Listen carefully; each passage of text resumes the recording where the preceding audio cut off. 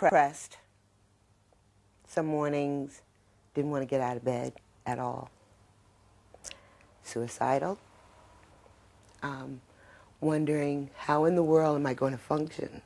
I try to keep a positive attitude because I know something is going to happen, because I know that I'm a good worker, and I like people and I like going to work, so I know that something has got to happen.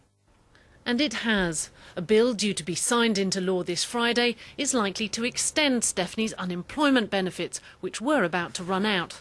That should help until companies start hiring again. Today's employment report shows that the number of people actually out of work is still very high. Although the US economy is starting to show signs of improvement, the problem is that many companies are simply not hiring. The US economy, whilst getting better, hasn't improved enough to convince this employer to take on any more staff. Phil Steinart's company supplies clothes shops with fixtures and hangers.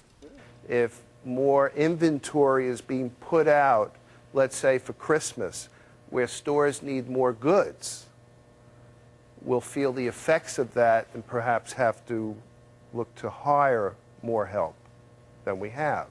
But so far, we're not getting that indication that that's going to happen for Christmas of '09. With the economic recovery still a whisper, companies aren't hiring. But that won't stop those looking for work from hoping. Michelle Fleury, BBC News, New Jersey. You know, for the 3 quarters of 2009 are quite a lot higher than they were in 2008. And if you look at the report from the Building Society Association, 50% of repossessions are people who have lost their income or their incomes have declined. People, you know, their incomes have declined, they're not shopping. Not shopping in the high street. You look at the high street stores, which are forecast to be sort of 16% closures by the end of the year. So that has a knock-on effect on our small businesses. You know, we've got 4.7 million small businesses that are out there that make up 50% of the GDP. And they're the people who really need us, the public, to go and shop sensibly, but shop in the high street so that we can, you know, keep this economy, well, get the economy growing again.